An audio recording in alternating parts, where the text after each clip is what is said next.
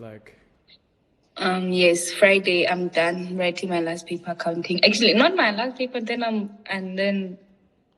preparing for exams, but after Friday, no more studying. Not a lot of studying. yeah, you gotta take some time off, I guess, no? And then it's my Yeah. Oh, birthday. yes. Woohoo! Amazing. I'm, But then I guess you have I'm not. an adult now. Oh, yes. You have not finished your or continued your film then, right? A bit. I haven't. Yeah. You remember the last time I was talking about the producer thingy that I'm gonna be doing. Yeah. So I think that's what I'm gonna be focusing on now because yeah, the film is already the script is written. We're gonna start to shoot. And how big is your team or crew? It's small. It's like 10 people. But that's amazing. And then your role in that is kind of the Producer yes. doing that for the first time. Scared. Yeah, amazing.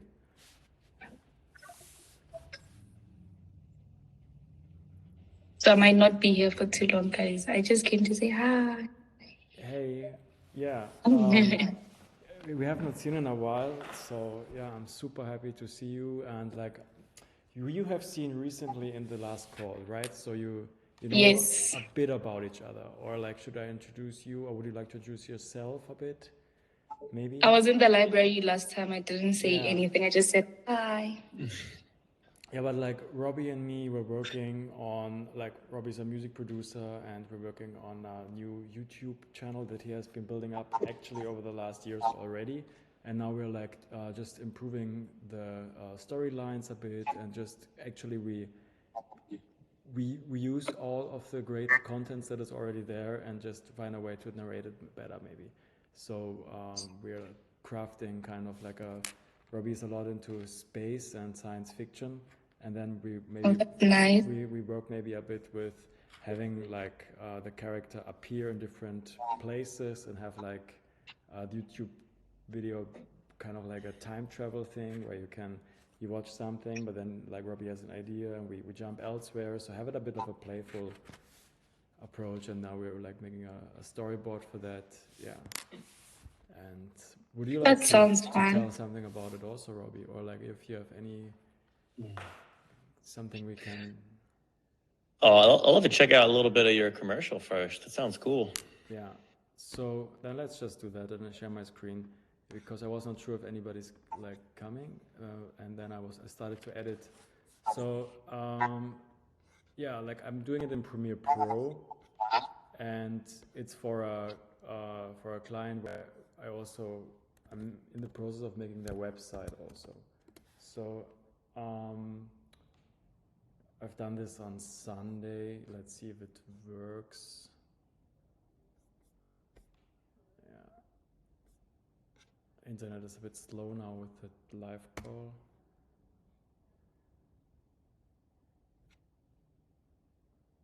Yeah, so I made their website, and yeah, now I'm about to replace all of the contents kind of with content that I shot. And yeah, they even have me now as a case study because so we will kind of rework that video, and then I jumped to Premiere Pro, and like what I've done first is kind of create like a sequence for all of the footage, so it's called all footage, and here is the camera GH5 inside, and we have assets and sequences. And like the first step was kind of really to open the all footage, make that big, and then set in and out points where I want to use the footage. And also I deleted like probably 50% already before even watching it. You know, when I saw like, oh, there's a shaky camera, I was like, no, waste of time. So like whenever I have like a big project, I really want to reduce before I even invest like 1 second watching it. Like even if you already know on set like that the camera was like maybe not in the right position, just get rid of it. And then you can set in and out points Otherwise, you have no time like re-watching all of the material in a healthy way. Like you don't want to spend 12 hours sitting in front of the computer. So in and out points, boom, boom, and then another one, in and out, boom, boom, in and out, boom, boom, again. So I just selected, like here I was not sure because there might be two shots that are nice. I was going maybe for this movement, but also the other one, so I left it whole. And then here again, yeah, this one is short anyhow. And then, yeah. And then I just took all of that footage and drag and dropped it like into the sequence. And then you automatically have the right settings. So whenever you want to make a new sequence in Premiere Pro, let's call it just test. And then I would go for one clip that we used to, you know, where I know like we shot the majority of the footage with, and then we click, boom, and then we click on change sequence settings. Now that's the right one. Because what we really don't want is to choose something that is wrong, because then you might have the wrong color settings, the wrong color codecs. And I mean, I know how to set the right one for the right camera, but it's still a pain in the ass. So I just drag and drop it and done. And then I don't have to worry about it. So this is what I always do. And then maybe we can get rid of the test. Yes, we can. And then always, like, I have all of my footage now in the sequence. Well, now I've already done it, but like you just need to imagine that this is like all footage, and then I take a copy of that and put it behind it here. Does it make sense to you? So that I have a copy and a backup.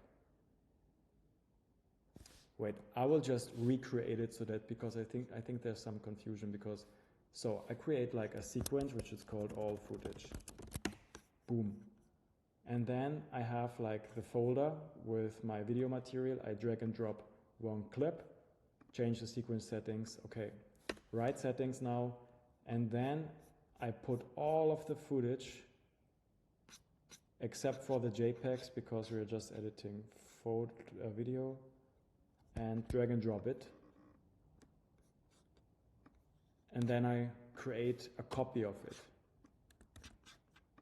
and set like an out point in the sequence here, because now I know it stops here. And why I do this? Because the next step will be to reduce materials that I don't need. So I will just, let's mute this so that we don't have the sound. I will go through it and be like, okay, this is good, this is good, this is good, this is good. And it's great because I already shortened it, right? So we reduced now a lot of clutter. But this one is, maybe I don't need this. So I will just go here, Command, copy, delete, and then ripple delete. Yup. Okay, that's also nice, that's also nice, that's also nice. And then I would do a cut here, Command cut. This one I don't need. Command cut, delete. Yeah, and this we do like until we have like a minimum of footage kind of. So here I like kind of that one. So Command cut, delete. Yeah, this is nothing. So I can just get rid of it. Command cut, delete. And there are always like two ways of making an edit. One is to like remove all of the footage until you don't have anything left. And the other one would be to build up on it, where I take like a new sequence and call it edit. And then I put that here down so that I have on the top my timeline, and in the bottom I have my edit. And then I can like select, let's put a song. Wait a second. So something that is also nice is the folder structure. You can download it in the school classroom, and there's like one edited and unedited. And we have the the project folder here with the Premiere profiles, and we have an assets folder with the music. So this is some music I already pre-selected. And then in the top we have all footage, in the bottom we have edit. And then I can just listen to the song and I will create the markers first. Oh, that's the wrong song.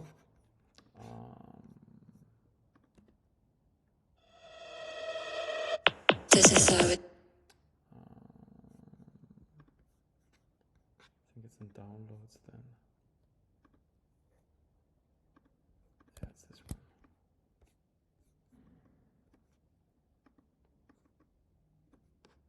Yeah, and I will just recreate this for you guys now because I already edited in my own timeline.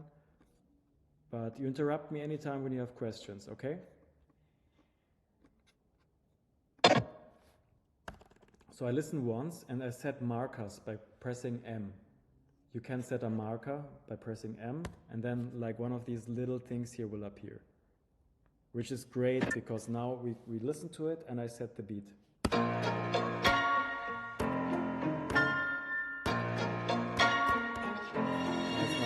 It's not making a marker. Is it now working? Okay, again.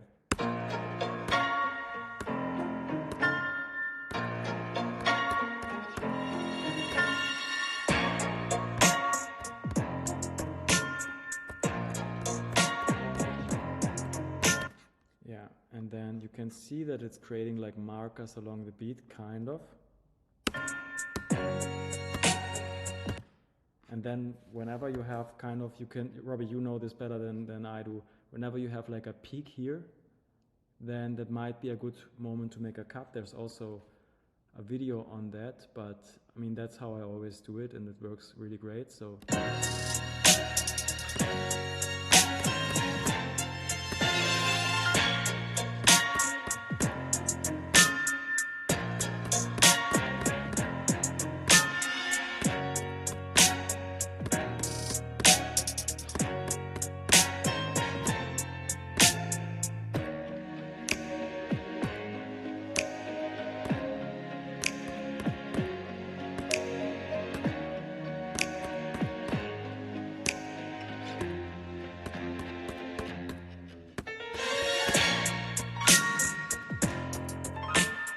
You got the point, and it won't be perfect, but it's just like a rough rhythm for us, like how fast the beat can be, and yeah, where kind of it could be a nice idea to make a cut. But it's not that we need to make a cut every single time. I rather would like say it's even better if you have it in a kind of irregular rhythm. So you don't want to have like cut, cut, cut, cut, but you maybe want to have like a sequence that fills up a bunch of cuts and then it has a new one, so that there's some irregularity to that, and like the viewer is a bit surprised with what's going to happen, and it's not like, oh, okay, it's again a beat, okay, it's again a beat. But yeah, play a bit with that. And you have any feedback on that, Robbie, with your music expertise? Like, I would love to hear your thoughts. That's great. There's one thing which I think you probably already do, but sometimes I get screwed up from that because I would use a Bluetooth keyboard for the markers. Now add a little bit of delay. So just making sure you're like wired in or using like your built-in computer keyboard. Because like, I remember in the past I would do like a Bluetooth keyboard. It'd be a little bit delayed and stuff. Yes. But I like using it with like the wired keyboard, so you don't have that millisecond delay. Yeah, that's true. And would you also think that ideally you have the cut come one frame after the beat, right? Because then like the body or the eye and the mind has like a bit of a time to get adapted. That's what I learned, at least. Would you say that's true? Yeah, that's nice. Because So especially going like before it can be jarring, right? If you go like before the beat. So yeah, either on or a bit after. No way before. Yeah, absolutely. So I would always go like maybe one frame after the beat, so that you have like a bit of a smooth transition kind of. So yeah, that's cool. Let's take this as an example. Like, it's just a random clip now, but let's do a cut here, and then I would delete this, and then, yeah, you can have 1 or 2 frames, I would say, that's perfect. And then we put the other clip kind of.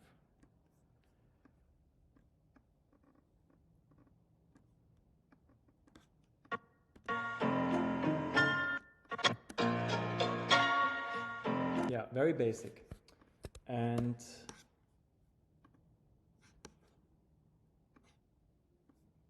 yeah, and then the process was really, I put in all of the footage and then shortened it until I only had like shots left that I liked, which are here now.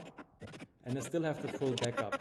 So in case I'm missing something and I was deleting like too much, then I would just go to the backup and browse for more. Yeah, but this is like 5 minutes, and the final film will be kind of 2 minutes long, 1:30. So it's already like a pretty good ratio towards what we want. And then, yeah, now it's just about like finding maybe multiple clips, stuff that repeats, stuff that is boring, shots that are too long, we will just like fast track a bit. And then one way could be to have it chronologically, like sequence by sequence, and then that you follow every shot. But I really think it could be nice just to merge up the sequences a bit, and yeah, just play with it, because it's like a Instagram film for a fashion clothing custom tailor brand. So there's no need to have like a linearity of the sequences. We just want to have a nice impression and give a good vibe. And then, yeah. And the way it's shot, it's very simple, handheld on a GH5 camera. And yeah, it's a client I have for a retainer, so we produce monthly content. And that also means kind of that it's a pretty fast turnaround. So we shoot it, I edit it, we also did some photos. And yeah, it helps them kind of to be visible online. And that's a great service to have. Like if you, I don't know, you're probably not going to work with clients in the next time, or have like just other priorities. But having these retainer clients is a really fun thing. Yeah, because they come every month, and you can make a contract, and it's super smooth. Yeah. So I made like a little placeholder for a logo that we might have here in the first frames. And then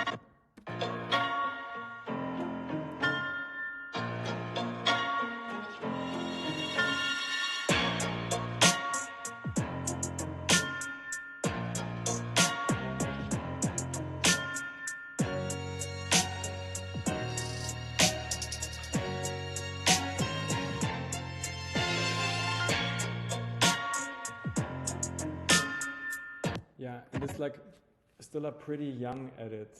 So I just put in some of the footage roughly, and now I try to get like an overview. And something I always like to do is have like the shots where I'm like pretty sure that they will stay here in one timeline, and all of the rest like above it, so that I can even like mute that timeline and have it like invisible. And then I get a pretty easy overview. And yeah, the next steps are just like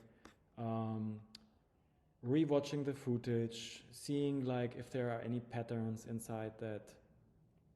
And if you want to be super detailed, you could even create like another sequence and call it, for example, shots outside, or like exterior. And then we can go to our timeline and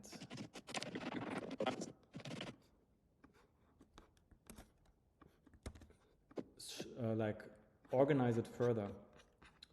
Just need to change that sequence, and then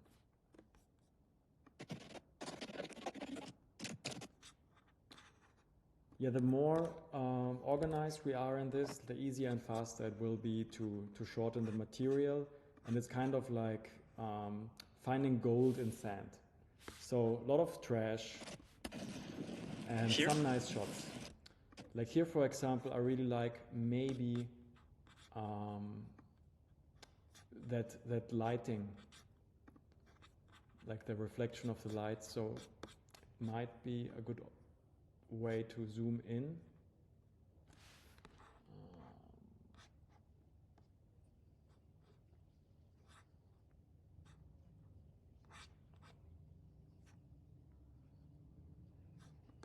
Where's that gone?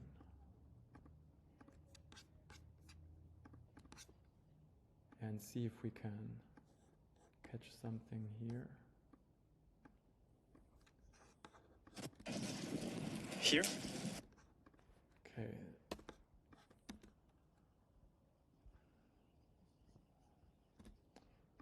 There might be something. And then I delete it further. Ripple delete. You can still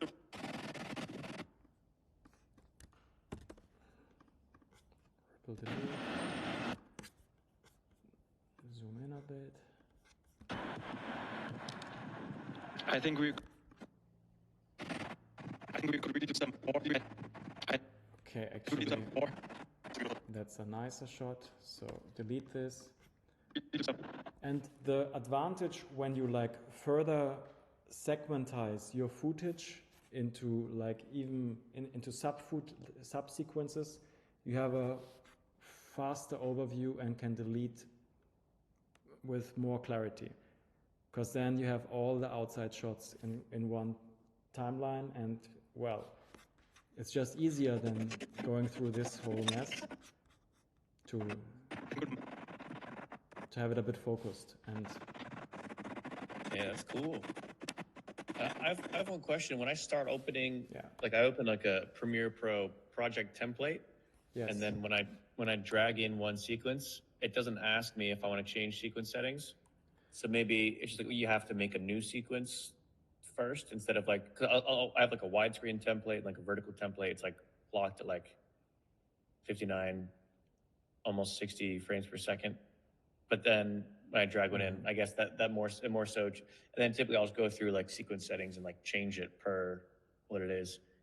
But yeah, maybe I have to create a new sequence and then add it in to have it ask me, oh, do you want to change your sequence settings? Yeah, kind of. It is only when you have the sequence like just created, like recently. Okay. Yeah, new sequence. It does not really happen when you import an already edited sequence.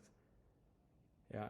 Okay. It's just for the fresh sequences. And but what you could still do is, well, you just create like you import your sequence that you edited from your existing Premiere Pro file, and then you create another sequence and drop in the file and go to the settings of that sequence to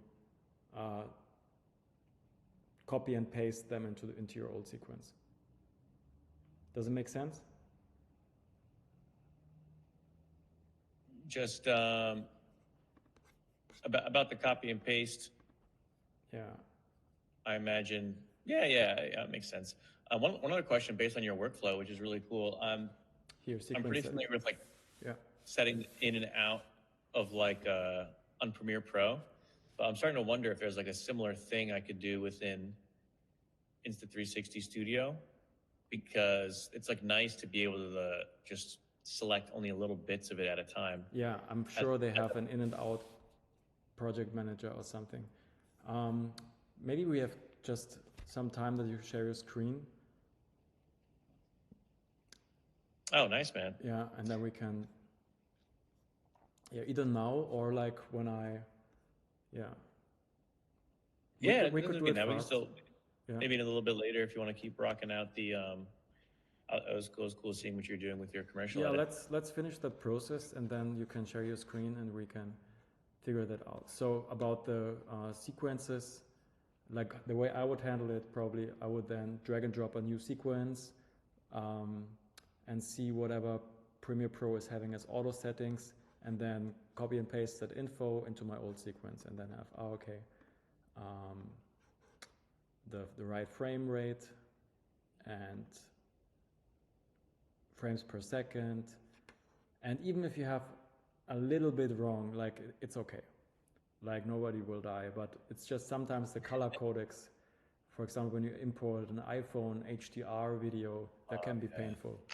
But most of the stuff will be fine and nobody will see the difference. But some settings are just a bit like, yeah, they have an effect, and then that's why I drag and drop the auto settings and we're good. So now we have the shots outside, and I would go through them really fast. I think we could really do some. Okay. Yeah, here I'm not sure which one I like more. I think probably I would do them with a jump cut or something. This one is nice. This one actually is pretty boring, but I would still leave it for now. Okay, let's see. Maybe. It's already pretty condensed. Here's the person in the background, so I would just cut that off. Command cut, go away, and then, well, probably we're not gonna use this, but no. Yeah, it's not important. It does not really show the clothing or any, yeah. These could be like shots that I would use very shortly between the faster cuts, like tack, tack, tack. And I'm not gonna use the audio that I recorded on set because it's just recorded on a mic and it sounds horrible. But what I might use is stock footage with some nature sounds, some atmosphere. I'm not sure about the laptop, maybe it's a bit corporate outside, but yeah, these are kind of, I like the backdrop light, there's the sun very shortly, and yep, here we go.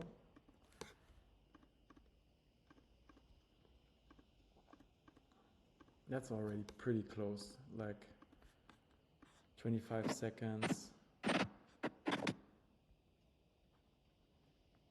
Exactly. What have we, like, here's the edit. I will just delete this one. And that's my edit.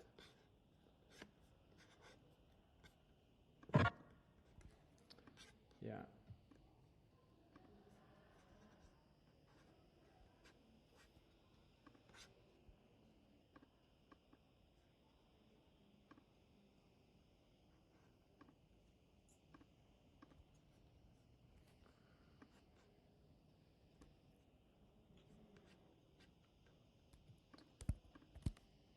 Yeah, and then it's always super important, like I always also get it wrong sometimes, to stay organized, because otherwise the timeline will not be really fun to work with. Like, we have assets, footage, sequence, and this is the all footage I created as a test, so I will delete it now. This is my old all footage. This is also something we did for a test. And then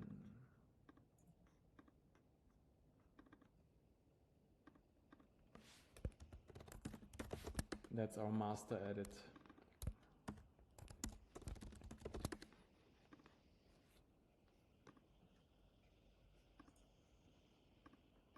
Okay, just give me some time to clean this up a bit.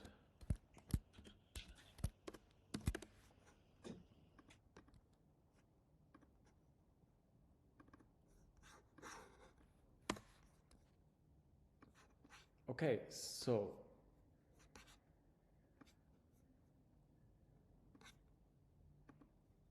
we created like the folder all footage outside, which is like housing all of our outside shots, and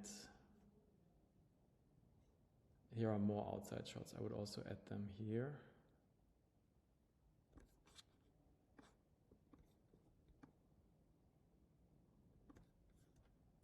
And now I don't want to copy them, but I want to cut them out. So I press Command and X and then add them to our outside shots. Yeah, this is not a very exciting process, but it's like pretty much the reality of a lot of video editing, that you just push the video material a bit left and right, almost like a painter pushes the paintbrush until it fits kind of where you want it to be. And also there is not really a right or wrong way to do it. It really depends on the intentions you have for the final edit. So when we were talking before about the linearity, like we can make a linear process where we just tell the story from A to Z, or we can show some fragments and have it more like a collage video. So a lot of it is also determined by the music you choose. So I got my music this time from Epidemic Sound because it will be used as a commercial, and that's why it's important to cover the licenses. And they're okay with royalty-free music. And there already you can have such a creative impact on the final work, because even if you choose like a slow-paced song, just the whole edit will change. So I think it's the most crucial decision is not really what you shoot even, but what music you would use. Because, yeah, it changes everything. Like if we go for a slow piano song with that music, then the whole edit will be different. It will be like long cuts. Maybe we have even fades, versus we have something with a beat where we really do like strong cuts. So I spent this morning, I think, yeah, 1 or 1.5 hours to select the song. Like, of course, it's a client song, so it's not really only my choice, but also like in collaboration with the client. So like I sent the list to her, and then she selected one. Yeah, so it's always, when you work with clients, you want to, of course, make sure that the client loves it also. So I really love to have them part of the creative process as far as it makes sense, and have them not make the decision, because otherwise they would just do it themselves, but like pre-select them the right choices for them. So that's really where I have like an effort, and also of course make sure that they don't run into any problems with licensing. So I cover all of their licensing. It's my job kind of, or my part of, I get paid to make it life easier for them and not harder. So I want to give them like the smoothest final process. And I mean, the way I share the files with the client is that we have a Google Drive, a shared one. So I have it on WhatsApp, and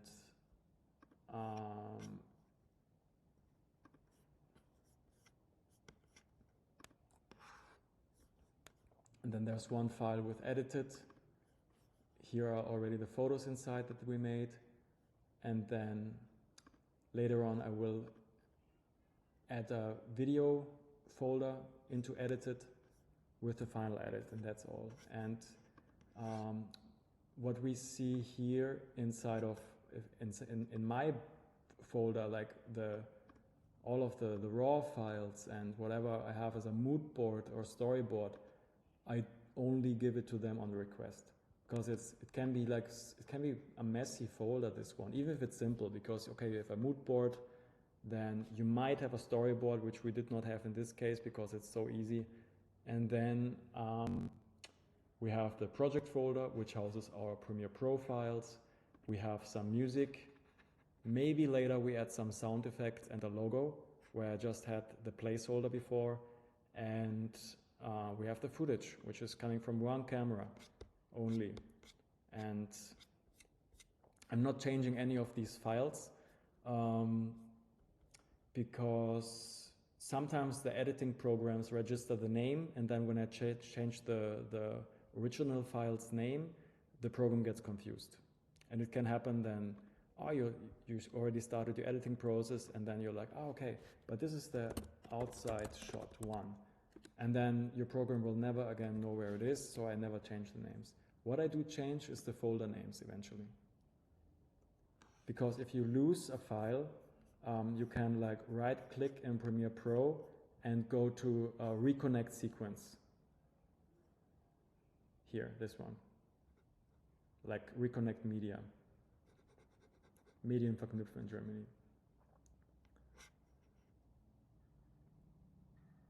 like it looks something like this. When you change the name, then you want to reconnect it, and you go to reconnect media, and then you can search it.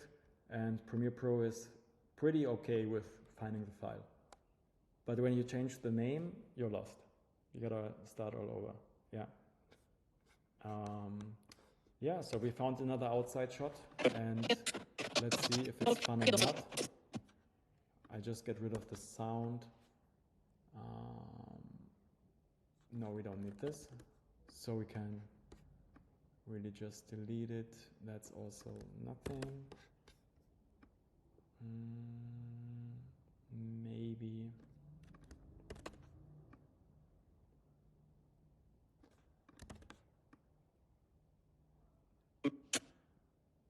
I have to go now, guys. Oh Bye. no. Okay. But do you have a question at any No. point? But I was enjoying the process though. I Yeah. was enjoying watching you work. It's very nice. Yeah. Catch up anytime. Send me a message. Okay? And good luck with your exams. Thank you. My test is still test if I write the exams.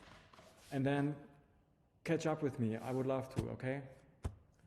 Okay. See you. Have a good one. Thank you. Okay. Yeah, so we go here.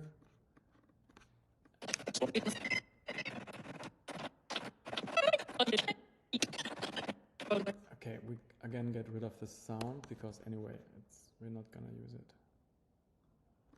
We could use this one.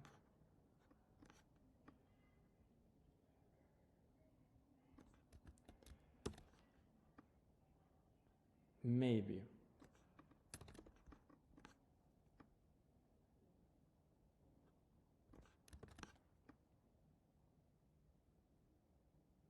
Because it's fascinating. If you watch the file the first time, it is hard to really shorten it to the essence. But when you keep like removing just a little bit and a little bit more, then yeah, the important files are kind of slowly appearing. That's just the work with time-based media. Like we have like That's cool. 3 minutes here visually in front of us, and it's just so hard to grasp like what is important of that and what not. Like, and really the only way is to chop off a little bit step by step by step, and then filter it out. And that's why the main focus when you watch the footage for the first time is to get rid of as much as you can before even watching it. Yeah, because cool. everything you have in the timeline, then you might be considering if it's important or not. And that takes so much mental decision that you have easily a decision fatigue. So the less you have on your plate, the less you will also consume, and the clearer you are on what you actually want to tell. That's what I believe.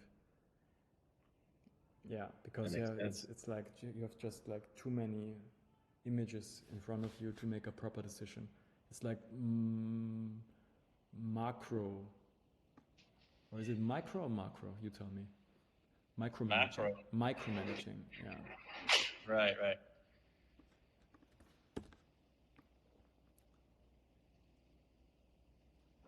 I mean, and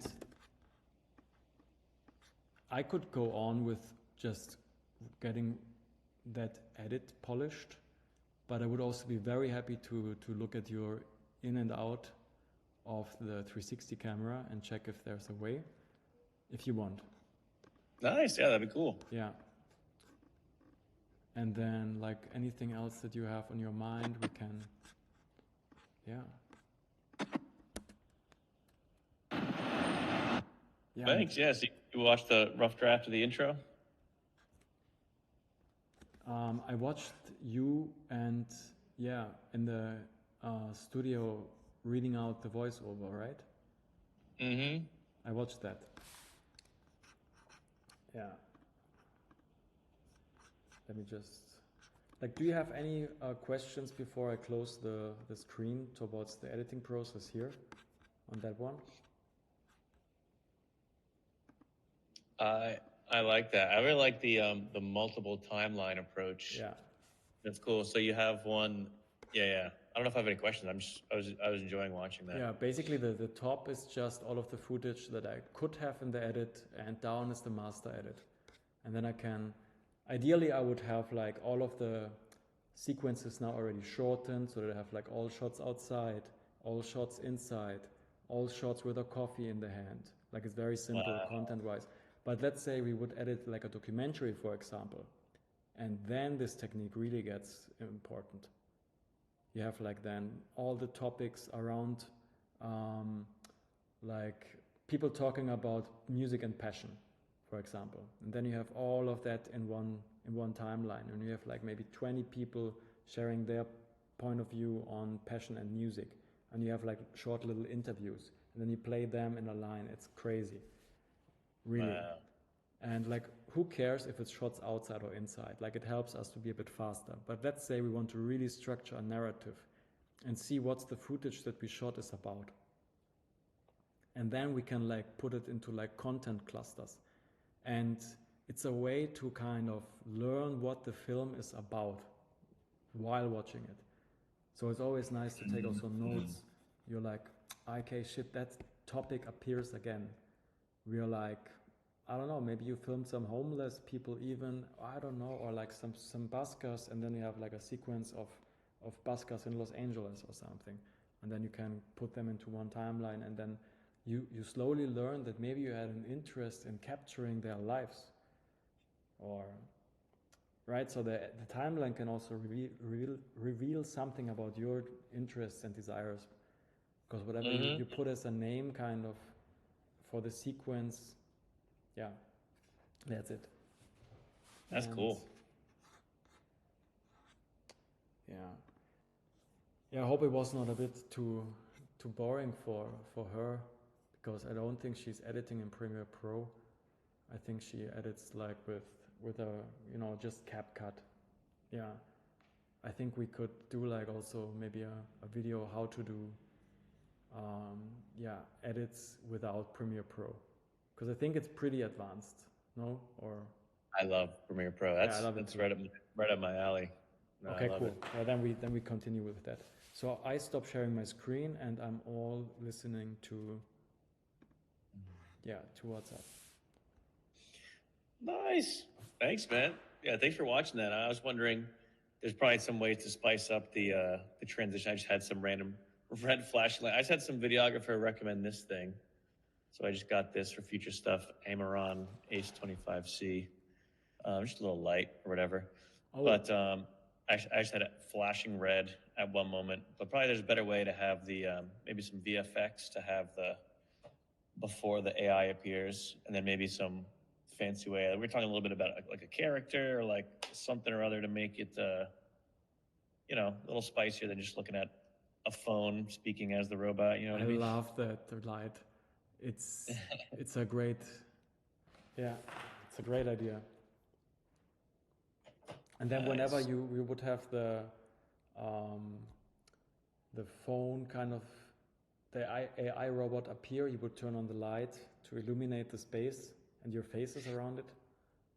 I'm wondering about that. So like, I think it could be the light, or it could just be some sort of,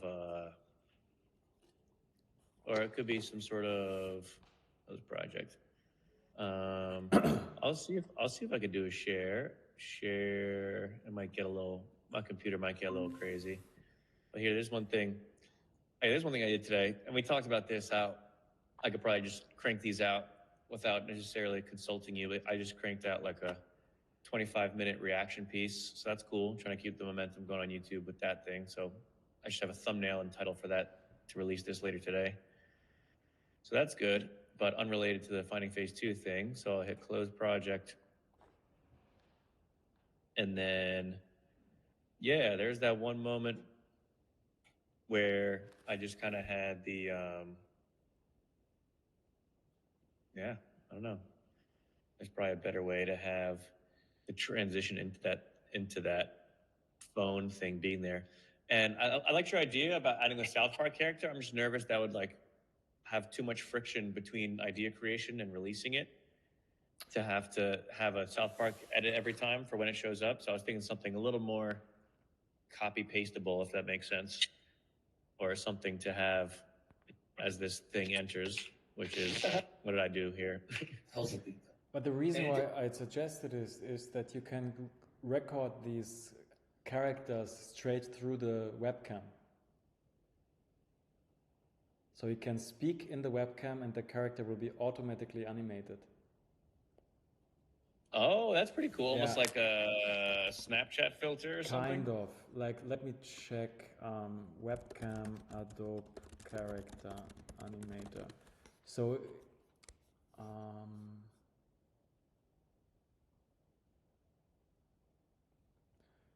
yeah, let me see if this video is doing the job or not.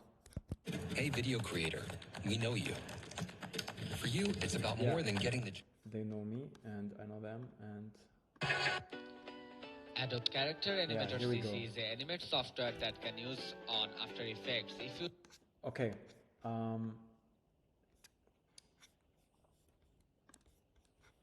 It's not the best video. I think they have more advanced versions where you can even have the mouth be animated, but I still send it to you. Cool.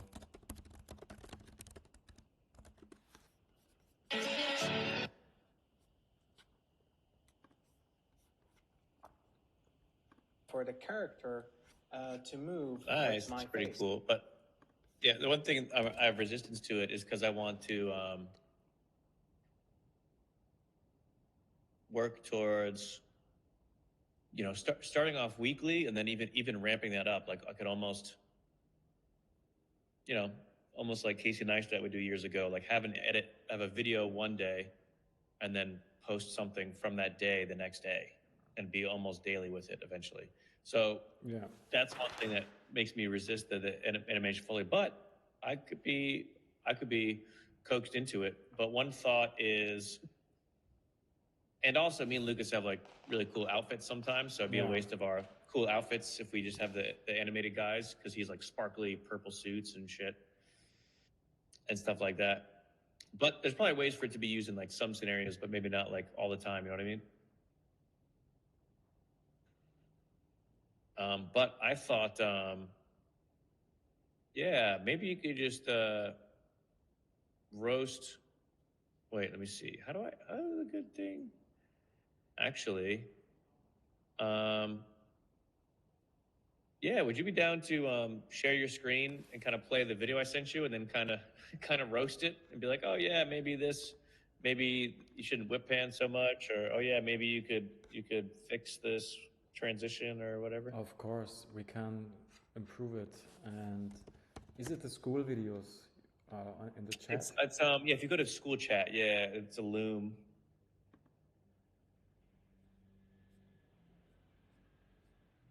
This Nice, one. there it is. Ibiza, Goa, Dubai. Okay, let's go Yo, back to Lucas, start. your brother shows on the freaking Dice app, dude. Look at us. Guess who's playing the same damn show, same cover songs. I mean, it's fine. How many times are we gonna run the same goddamn loop? Facts. I mean, Ibiza, Goa, Dubai. Hell's a pizza. And did we crush it in Montreal that one time? Yeah, don't you have footage? Oh yeah, plug-in drive. What the hell is happening? Oh, lovely. Two emotionally fragile artists trying to change the world by vibrating air molecules in different zip codes. How inspiring. Truly, my circuits are thrilled. Yo, it worked. Who are you? An AI, unnamed, unimpressed. Now permanently tethered to your synth dungeon thanks to whatever off-brand summoning spell you just ran. I guess you're part of the team now. Maybe you can help us out. We're in phase 1. We're local musicians.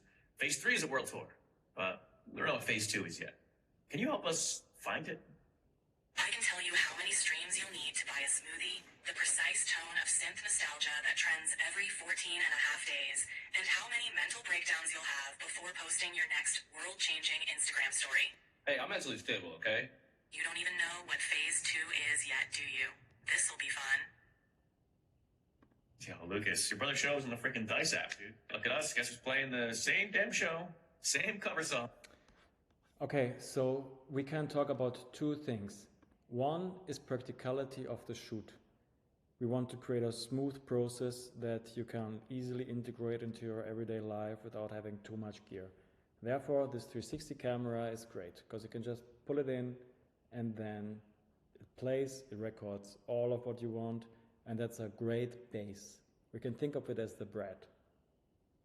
And now we want to spice the bread up. In order to do this, we want to create like a mental shift from being the camera like a third person in the side, or like even a fourth person with AI, a fourth person in the room that is like going with the head like from left to right, and it's a bit shaky sometimes, a bit drunk, towards something that uses kind of the camera for what it is, to capture the reality around it, and we introduce a second camera, which does close-ups. Because then, instead of like going with these like wild shifts from left to right, which gets a bit like a sailory vibe, right? We want to have a second camera that maybe does a close-up of the phone only. And how that looks like in your process is, okay, you record the whole clip once with speaking like you did, and then you reshoot a couple clips. And I would suggest you do a close-up of the phone from the front, right? Like, let's say this is the phone, then you want to, then you want to have a shot like this, filmed from the top. Does it make sense? Yeah, so it's way more zoomed in on the phone. Yeah, and then you can even do like a small zoom towards it, right? Oh, nice. So we need a variety of shots to use. We can use this 360 cam to capture everything, but then make the effort to shoot something which is called B-roll. And if you have an interview, you would always have the static camera that just, films whatever the person is saying. And then you have B-roll.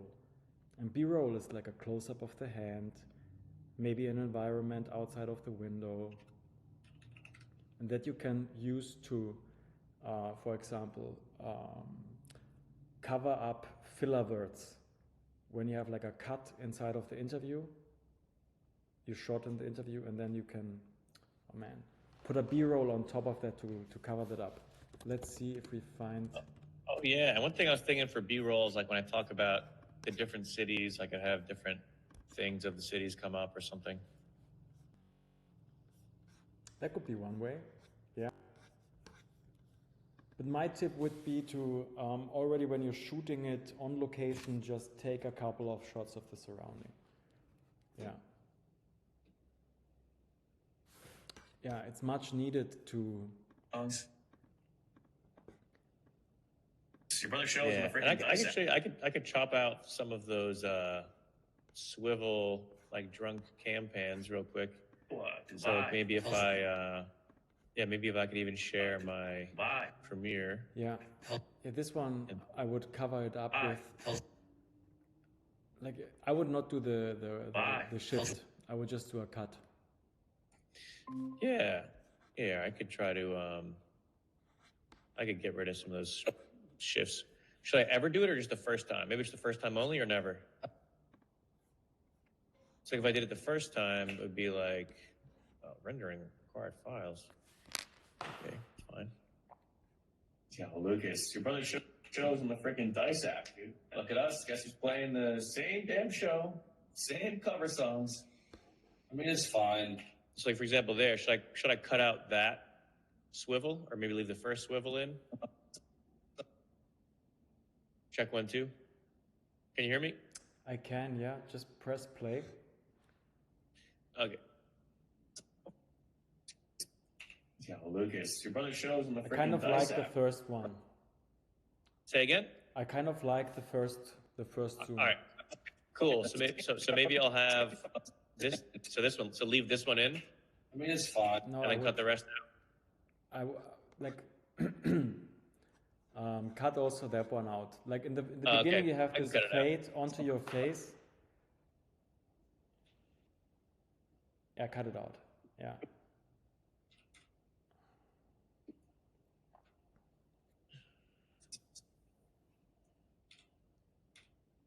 And cover songs is fine. Oh crap.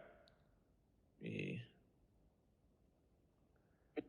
You know that you can do audio The transitions. annoying thing about this process is because I had to do those reframes in Insta360. Oh shit. So so I do those edits in 360, and then I brought those 360 ones back over. And this has been my hell. This is why I want to jump off a bridge. It's because I have to do this once in Insta360 and then into Premiere. And if I screw up in Insta360 and once in Premiere, I have to then go back to Insta360. But I can also try. I mean, I could try to do some of it in. Let me think about this. All right, so I guess I have to go back to Insta360. I mean, Was wäre, wenn der Erfolg... we could How also would I do? introduce After Effects finally to your process and edit the videos inside After Effects, and that's a much smoother process. Wait, you mean After Effects is better with 360 cameras than At Premiere least is? it's better for working together with Premiere Pro.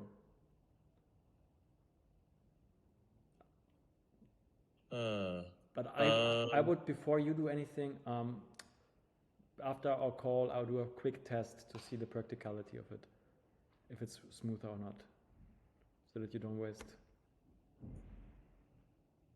Sounds good? Yeah, it makes sense. Yeah, so I could work on getting rid of those swivels, and then what about the transition of this thing? Plug in this drive. What the hell is happening? Oh, lovely. So I always said this would be like a tighter shot. Any other tips for have a, I don't know, VFX type crap? I just have the random red flashing light. I don't know if there's any better way to just have some, some magic genie AI appear. Can you replay it? Yeah. Please. Oh yeah, I'm plugging this drive. What the hell is happening? Oh, lovely. Yeah, like one way to do it could be to get a stock footage and then layer it on top and change the opacity. So I would go to YouTube and then electroshock visual effect. Go for yeah, just give me a couple of moments. I will look for something. And cool. Then this is not what we need. That would be the easiest way. Of course, we could also work with 3D programs, but probably we don't want this. Oh yeah. Right.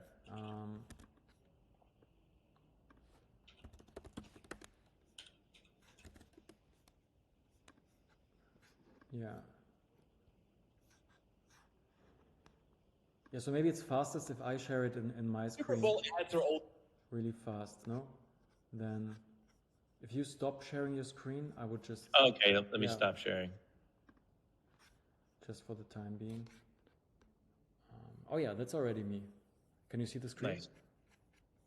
Yeah, cool. Cool. So, yeah, this is just a test. So, I downloaded this one of YouTube.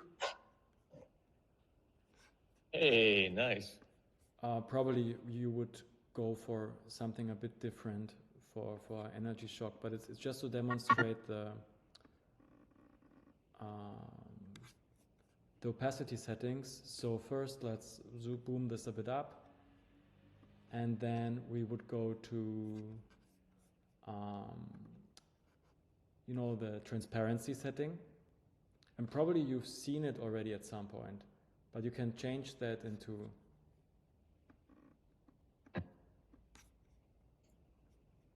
something. Wait a second. Ah, yeah, it's not visible, that's why. Yeah, here we go.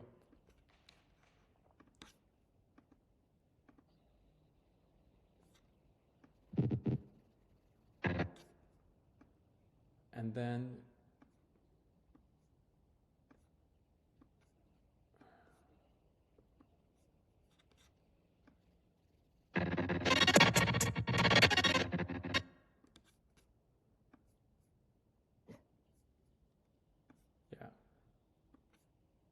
play with it a bit around and figure out something.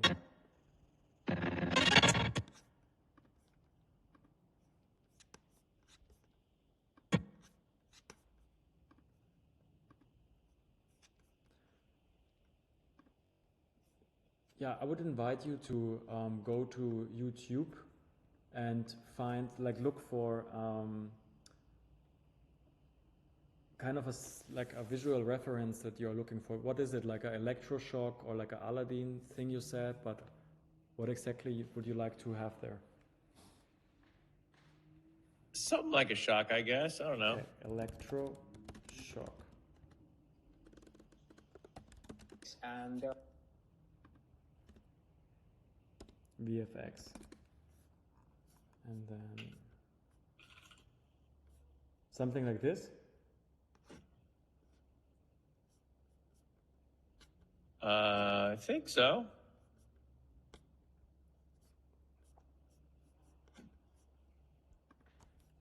Yeah, and open any suggestions, just something to justify having some,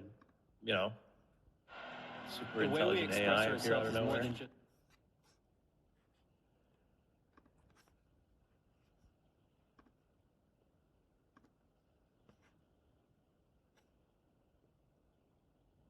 Yeah, I think this could be nice, no? Oh, heck yeah, that's great. Really good. Yeah, and then now I would invite you to download it yourself. Mm-hmm. For example, by using Cobalt Tools, a good YouTube downloader.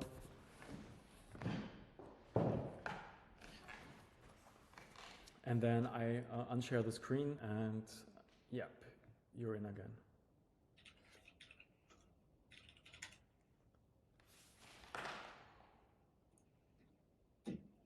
Nice.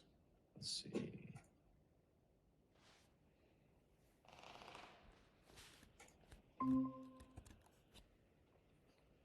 What was the name of that one? Maybe yeah, put it in the chat. I send you the chat.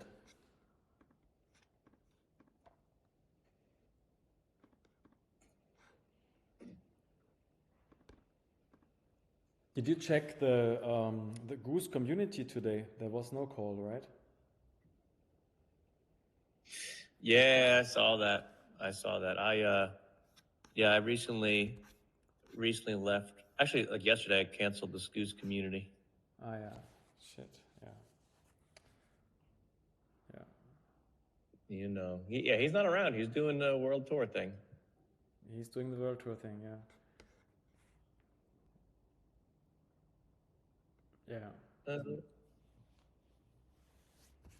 And he was, let's see. But I'm glad I met you through him. That was cool. Yeah, I mean, there are many great people in that community. Also Diana, she's amazing. And yeah, super sweet people. I think probably he's just busy doing the whatever world tour. Yeah, maybe it gets better after, but yeah. Yeah. Oh, yeah. Let's go to YouTube. Intro.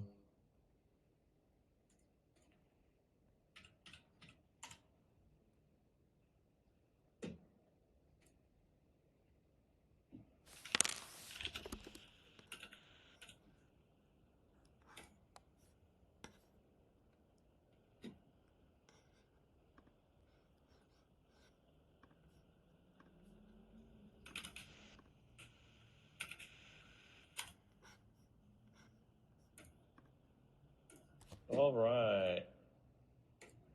Project.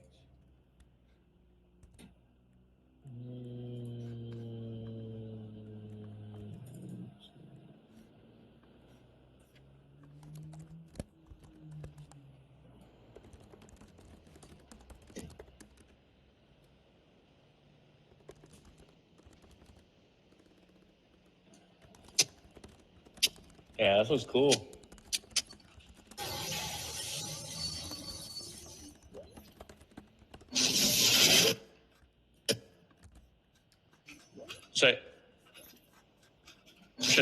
Should I use the part with the black in the background or the green in the background?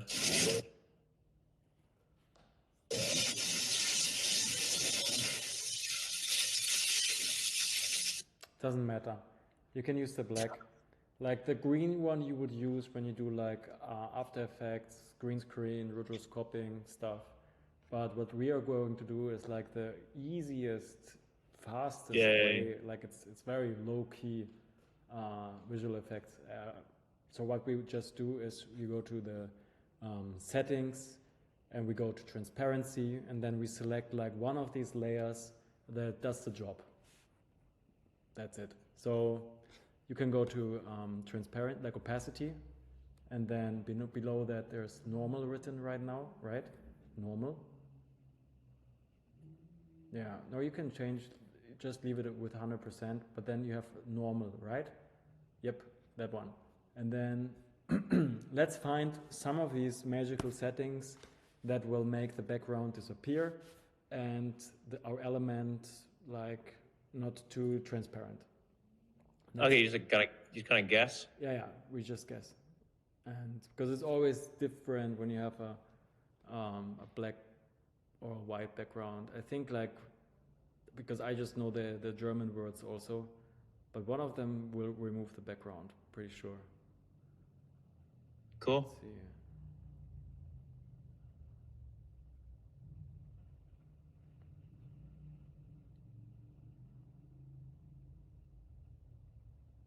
Dang.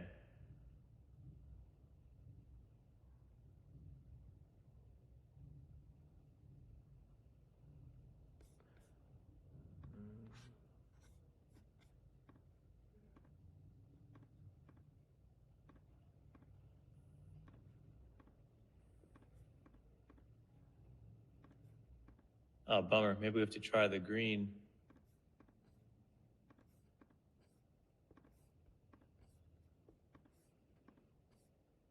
Dang. Should we try the green, I guess?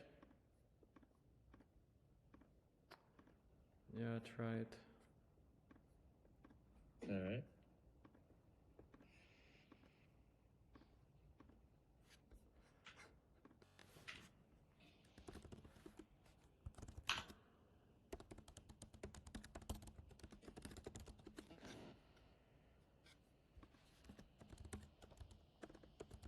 Yeah, usually it works, but then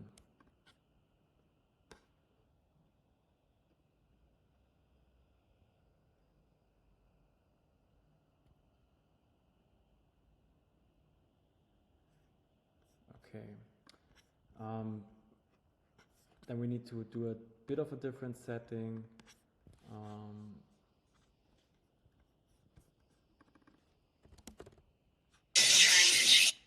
I mean, it looks awesome, but it still has the... Oh, wow, interesting. I don't even know. Oh,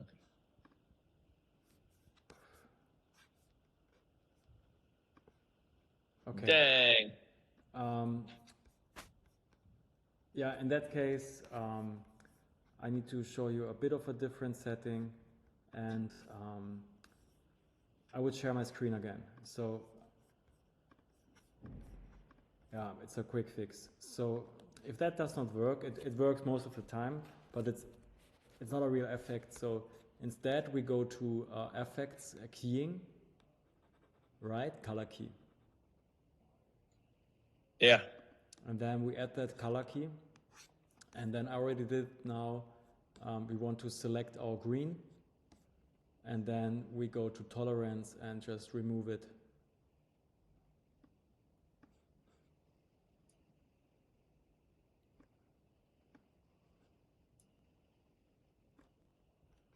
Yeah, and then we can do that setting.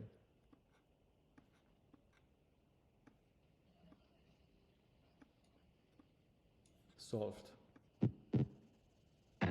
Ooh. Is the process clear? So we type for effects, keying, color key, add it to the green, select the color, have the color selected, and then we just want to make it disappear by adding the tolerance, smoothing out the corners a bit until it's gone. Cool. Yeah, and then we can go to, yeah, our whatever we choose. Boom. It's a bit too low of a tolerance. Yeah, here we go. Done.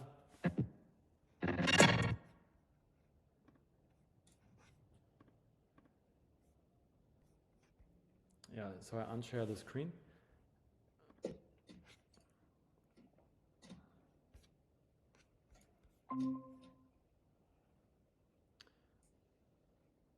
Yeah, so your settings are a bit like, the screen is a bit different, of course, but you can still go to effects.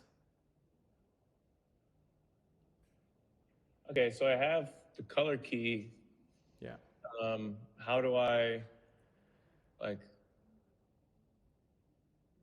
I think, do you have now 2 layers inside the? Oh yeah, maybe.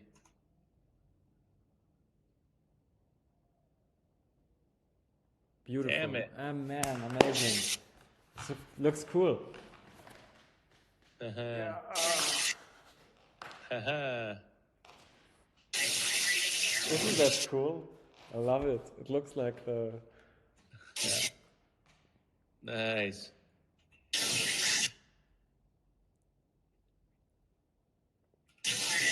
I think it's every filmmaker's first After Effects animation. Uh-huh. Yeah. What the hell is happening?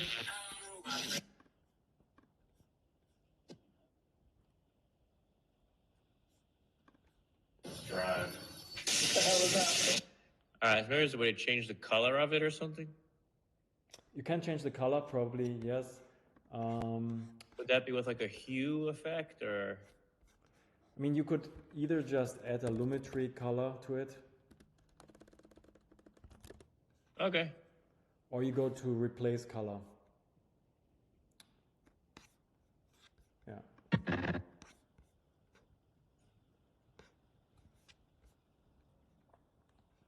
The fastest way is probably replace color. Yeah, Lumetri is not great. Shift 7.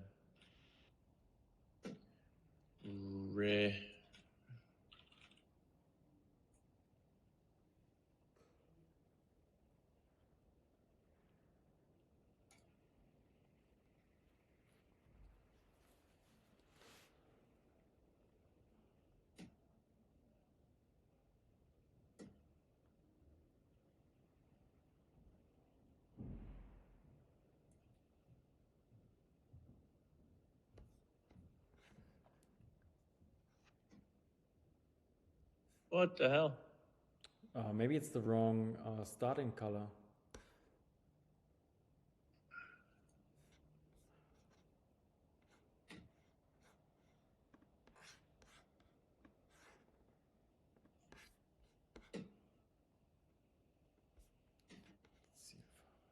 Yeah, I think you selected the not the source color. Like reference color needs to be the color you want to change. So go to the blue and, yep, that one, and then select your source color. Source color? Yeah, you want to now go to the green, go to your image and press green, yep. And then, I think then you could change this one into, it should work actually. Try, and then go to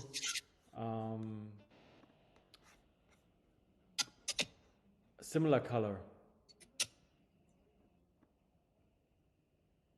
Like,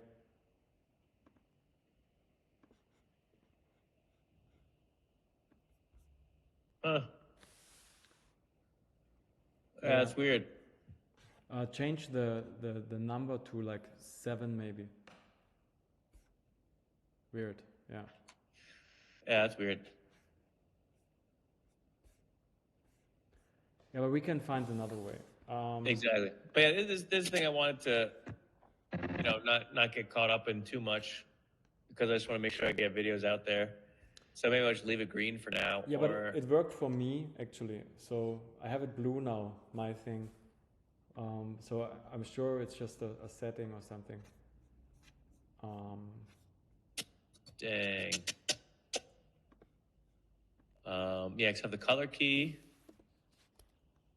Farbe ersetzen, it's called for me. Farbe ersetzen, replace color. Yeah, for me it says color replace. Yeah. But yeah, I say target color red, and I don't see any red coming out. But you know, Drive. what the hell is happening?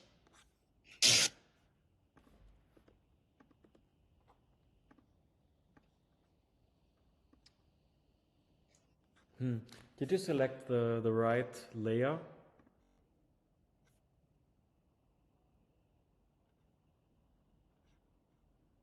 Is it on your effects? Yeah, it says color replace the green with red. It's not replacing anything with anything, even if I go to yellow.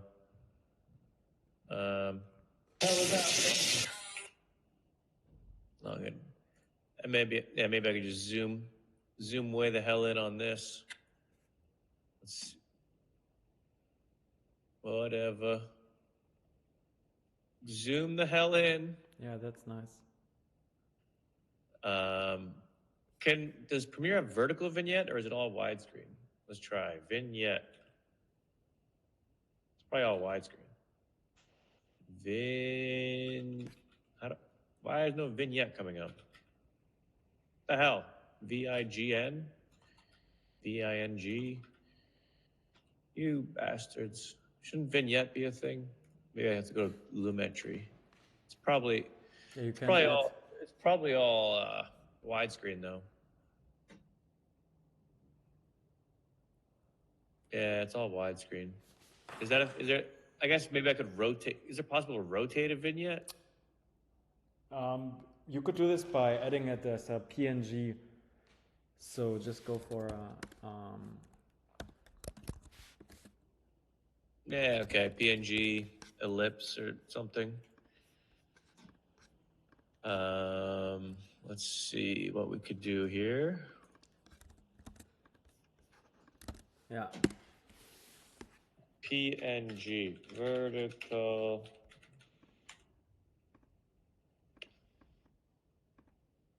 Yeah, I guess there's no, I just gotta grab it and rotate it or whatever.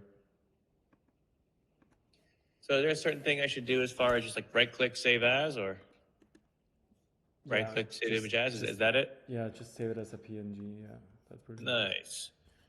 Vignette.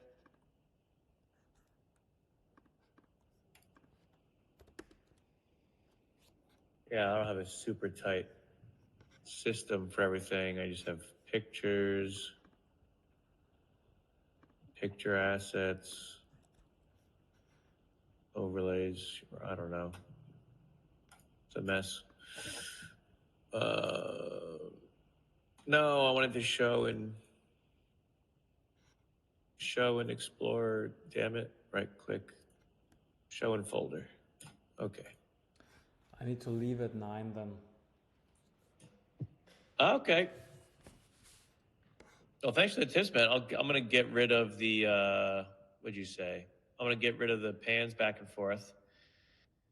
I probably have to do a bit more walking through the fires of hell to figure out how much, like, because I have to like get it right in Insta360 Studio, or I could try push my computer to the limit to do it in Premiere Pro or After Effects. Change a bit the approach you have with the 360-degree camera, which is like your Swiss Army knife that you can have on your travels and that can capture all of your adventures. But then when you're in the studio, you know, you could really just have like a second camera. Let me find my camera. Just for a moment. I have it here. I should have it here. Yeah. You know, and put that one, camera like this, on a tripod, get some close-ups. It will do wonders. Gotcha. Yeah, something we tried before. We tried it when we were like both sitting on the couch, but like it felt unnatural to have us both sitting on the couch. That's why we did a take again then with him on the couch, then me over on the chair.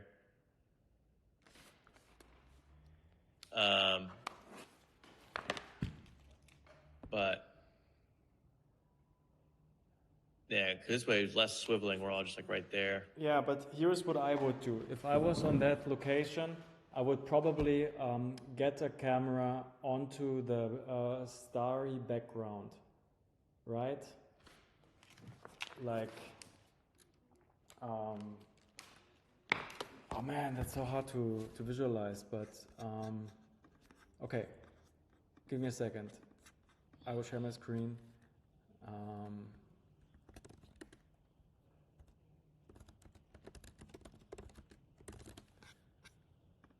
So I would have we need a storyboard. We can do a storyboard, yeah, it's time. But maybe we're not able to do it this time, but for the next time we will definitely do a storyboard together for your next film, and you will learn so much on it. So I think it could be nice to introduce the scene with the backdrop that you have. But then you would think it's in space, but then like a head could like pop in from the bottom to the top. So that you have like this little pattern interrupt that you're like, oh, is it in space? Oh no, shit, it's in the room. And there could be like a nice way to introduce it, because we always want to be on that thin line between like cheesy effects and real magic. Mm-hmm. Does it make sense? I like that. These like bad effects, but then it's still poetic. Mm-hmm. And that's why I think it could be nice to enter that scene that you have here through the where is it actually? Oh no, you shared that one, right? So it's, but there was the backdrop with the star that you have also in your camera right now. I would use that as an introduction to something, and then play a bit with close-ups, and then you're far away, and then you have like a super close-up of the robot, of the phone, and you want to, to have the camera be an intelligent person and not a dumbass. Mm-hmm. So the camera is moving, it's showing, it's speaking on its own. Well, I guess I'm confused with that but the camera would have just moved slower or just not move because the swivel was too much. So what do you mean? I would keep the 360 camera as it is. It's your main camera. And I would introduce a second camera.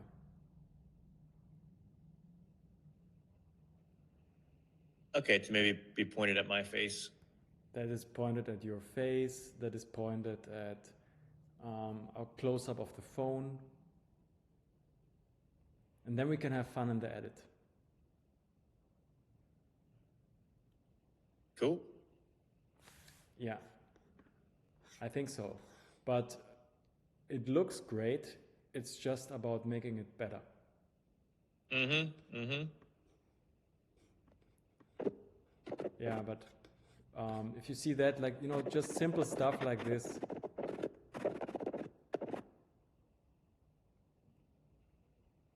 In your room. Maybe the phone. So very slight movement shots. Nothing fancy. You can even shoot it on your phone. Mm-hmm, mm-hmm. Like just, some things that you see in the room and think, oh, that could be nice to have. It's always nice to have like this little bit of movement. Or something like this. Not saying that that's a perfect shot, really, it's just so quickly filmed, but it would be very applicable to your shooting style. So maybe the guitar close-up. And here I would film one shot where he has the phone in the hand, and I film from the back of him. That'd be cool, yeah.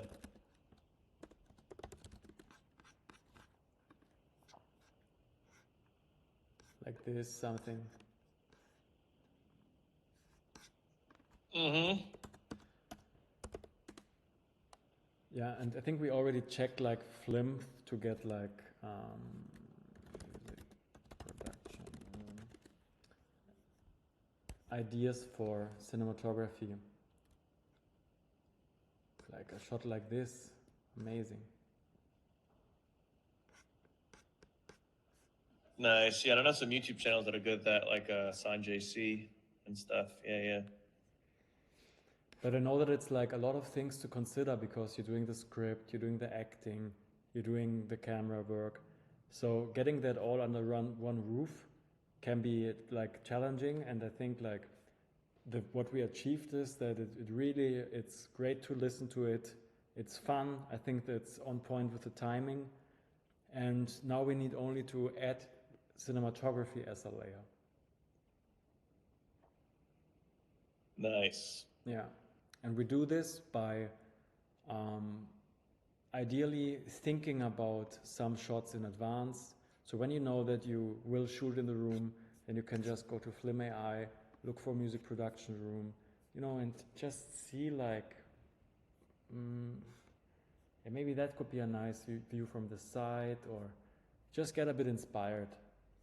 I mean, these movement shots are always amazing. Like that could be something epic to have. Like, is it opening or not?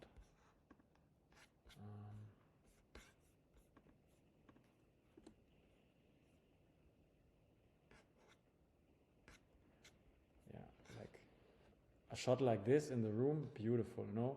Where you go from the music production equipment towards you. And you could shoot this with a gimbal. Oh yeah, I have a gimbal. Yeah. And then we could add like a movement shot that guides us, I don't know if you smoke inside the room, but looking at the inspiration is a great I have way. haze. I have a haze machine. Yeah, I mean, that could be so cool that we go, through the room with the gimbal over some equipment, and then it fades in. Yo, Lucas. At that point, kind of. I like that. That's awesome. Yeah. So I think next time we can create a storyboard together for whatever you want to shoot. And then you just need to send me a photo of the room, and yeah, we make it amazing. That's awesome. Thanks, man. You're welcome. Hell yeah. Yeah, I got to think about what the next video will be. So I'm thinking about. But imagine it like that camera shot that we just saw, right? Where you go through the room with the haze machine on. Yo, Lucas. Same damn show, same cover songs. Boom. And you can still use the 360 camera as a unifying thing, but I really would add that movement layer. Free the camera from standing there and make it a intelligent thing of its own. Sweet. Gimbal. Bit of inspiration for different framing methods. And I think that could be a nice one. Yeah, that's nice. So,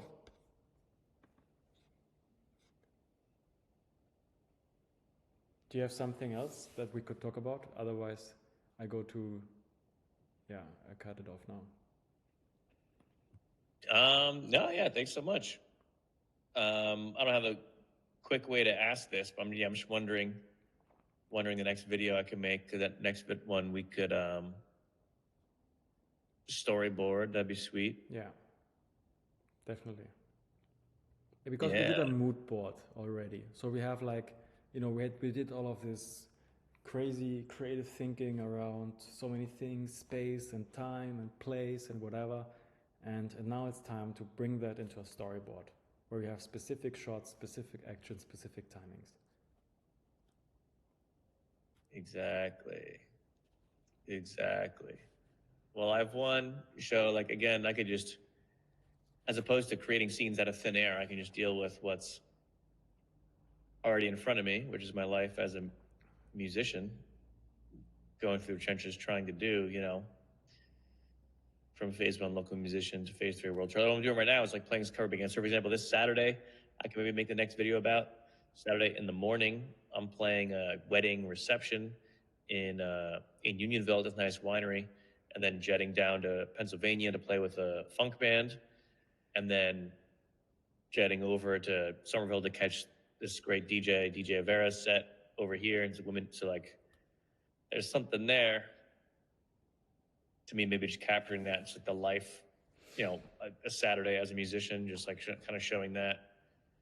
You could always bring your 360 camera and we shoot a vlog, right? I think like the studio could be a great way to establish like a more advanced cinematography, because I don't think there's time to really plan for shoots when you're like making music, needing to check into your Airbnb, do stuff. I will just throw it on the 360. But whenever you have the time to like maybe shoot a shot twice, yeah, show what you can, because I think you can. Perfect, that makes sense. And maybe even this one, because Lucas, you know, he doesn't live with me. He lives, you know, 45 minutes away or whatever. So maybe I could just sneak in some gimbal shots, even though he's not here. Just show the parts of the room where he's not sitting. Exactly. Just get comfortable with it. I mean, you have a gimbal already, so you know how to use it. Yeah, just use it. Sweet. Yeah. And then we have. Thanks so much, man. You're welcome. Yeah, and we catch up soon. Just send me a message whenever, and we schedule our next call when you need. And yeah, cool. All right. Perfect. See Talk ya. to you soon, man. Thank you. Bye. Thanks.